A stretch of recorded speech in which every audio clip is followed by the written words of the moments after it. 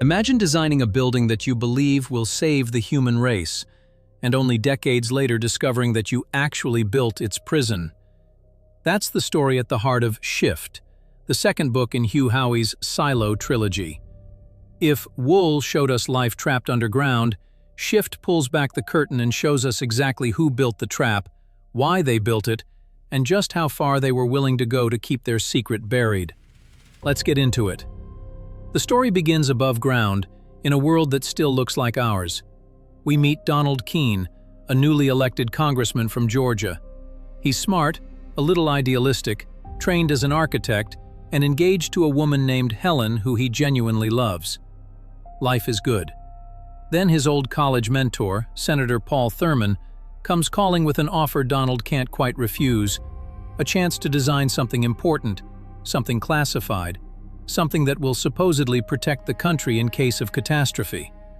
The project is called CAD-9.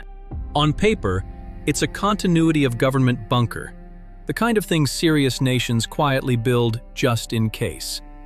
Donald is flattered, a little intimidated, and genuinely convinced he's doing something noble. And there's another pull drawing him in: Anna Thurman, the senator's daughter, a brilliant scientist with whom Donald shares an old, unresolved history. As Donald gets deeper into the design work, small details start to nag at him. This isn't just one bunker. It's dozens of identical underground facilities, spread out, self-sufficient, capable of housing thousands of people each for what looks like generations. And running through all the briefings is a persistent, chilling justification.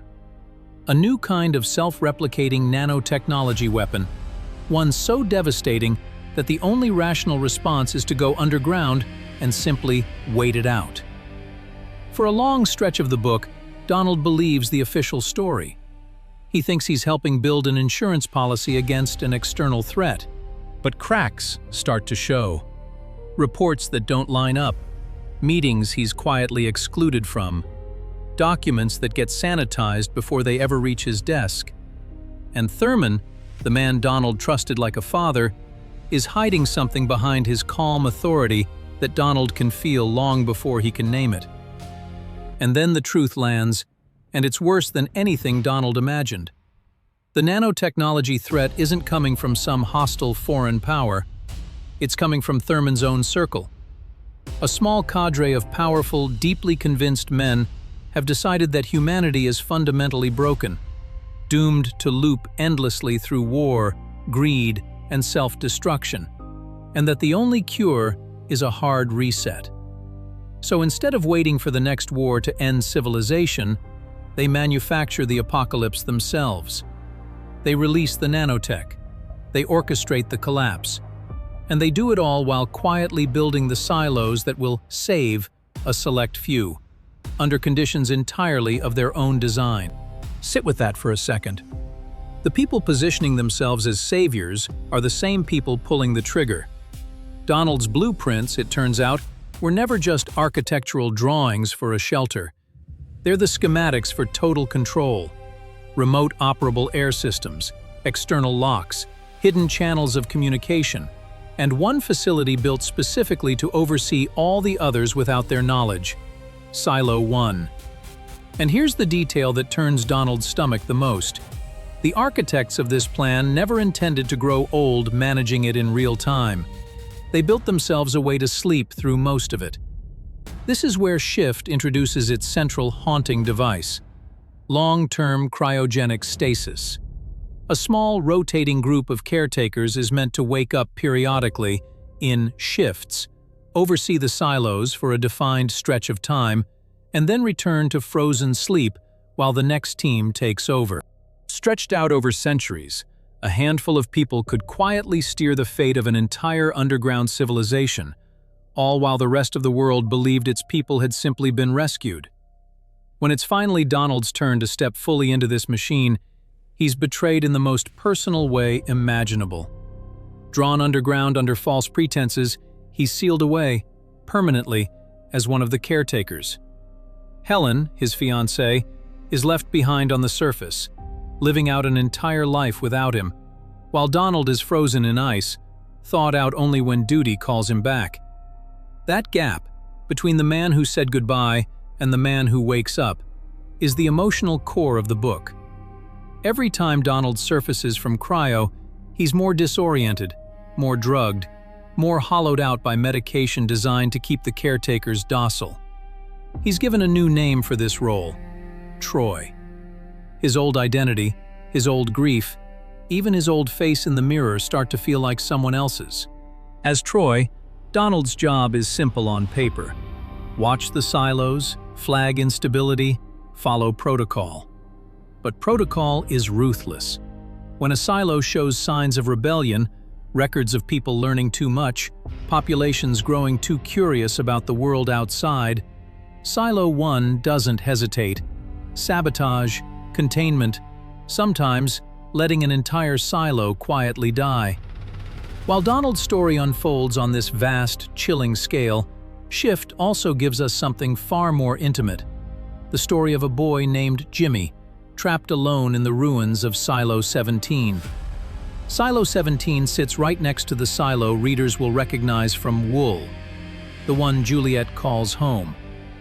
When Silo 17 falls into violent uprising, young Jimmy is hidden in a supply closet by his mother, told to stay silent, stay hidden, and wait for her to come back. She never does. What follows is one of the most quietly devastating threads in the entire series. Jimmy grows up completely alone, scavenging through the wreckage of his home, teaching himself to survive with no one to guide him. Over the years, he stops being Jimmy at all and becomes something else: a half-feral, self-sufficient young man who calls himself Solo. He talks to empty hallways just to hear a voice. He keeps chickens. He rigs generators back to life with nothing but instinct and desperation. Time stops meaning much of anything. He becomes a ghost haunting his own childhood home.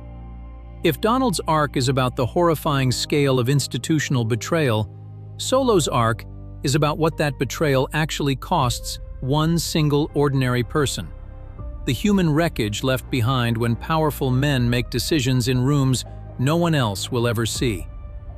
Back inside Silo 1, Donald's understanding of the horror only deepens. He discovers that his own sister, Charlotte, a skilled drone operator who was recruited into this same shadow project, has been hidden away in a secret section of cryo storage entirely outside the official system. When Donald finds her, frozen and completely unaware of how much time has slipped by, it becomes one of the only threads of real human connection left to him in this cold, engineered world. Waking her, protecting her, working alongside her. It's Donald's first quiet act of rebellion against a system built entirely on obedience and forgetting. Piecing together the project's dark history, Donald learns about the man who held the Troy identity before him, a broken figure named Victor, who simply couldn't live with what the role demanded of him and took his own life, rather than keep enforcing its cruelty. Victor's guilt hangs over the facility like an unspoken warning that Donald can't shake. And then there's Thurman himself. Far from a cartoon villain, he's presented as a man utterly convinced of his own righteousness. He genuinely believes that engineering catastrophe and controlling its aftermath is the only rational path to saving the species from its own worst instincts. Standing beside him is Erskine, the scientist who actually built the nanotechnology weapon, a brilliant, quietly devastated man who now lives with the crushing weight of what his creation was ultimately used for. The tension driving the back half of Shift comes down to one dangerous question: what happens when someone inside the machine finally decides the machine is wrong? Donald starts making choices that put him directly at odds with the people running Silo 1. Instead of simply enforcing control, he begins quietly using his access to understand, and where he can, to protect. This is where his story starts to intersect with the wider Silo saga. Donald finds himself listening in on the unfolding rebellion in Silo 18, drawn to a woman named Juliet, whose defiance threatens to unravel the entire system he's trapped inside. He starts to see her not as a problem to be neutralized, but as something closer to a mirror, someone else, in a different silo, fighting for the truth in a world engineered entirely around lies. Where protocol demands suppression, Donald begins quietly working against his own orders, feeding information, delaying responses, buying precious time for people he's never met, but has come to think of as fellow prisoners of the exact same design. By the final stretch of the book, Shift builds toward a direct collision between the true believers who built this entire system and the people who've realized, from the inside, exactly how rotten its foundation really is. With Charlotte's help, Donald starts actively sabotaging the machinery of control, tampering with critical systems, exposing long-buried secrets, and positioning himself to strike at the very heart of Silo 1 rather than simply survive within it. The book doesn't hand us a clean, triumphant ending. Instead, it leaves Donald standing at the edge of an irreversible choice, having uncovered the true, horrifying architecture behind humanity's so-called salvation, having lost everything he once loved to it, and finally choosing to fight the very structure he unknowingly helped design in the first place. His path collides head-on with the unfolding events in Silo 17 and Silo 18, setting the stage for the explosive conclusion Howey delivers in the trilogy's final book. What makes Shift hit so hard isn't just the scale of the conspiracy, it's the human wreckage scattered underneath it. A man who loved one woman and lost her to decades of frozen time. A boy who lost his entire world and disappeared into silence just to survive it. A sister frozen out of her own life without ever agreeing to it. A mentor who genuinely believed he was saving humanity while quietly destroying everyone around him in the process. It completely reframes everything you thought you understood from Wool. The silo was never just a mystery box hiding secrets from the people living inside it. It was a cage, built with deliberate, calculated intention, by men utterly convinced that control was the same thing as salvation. That's Shift. The story of the architects, the true believers, the ones who built the walls long before anyone ever had to live behind them.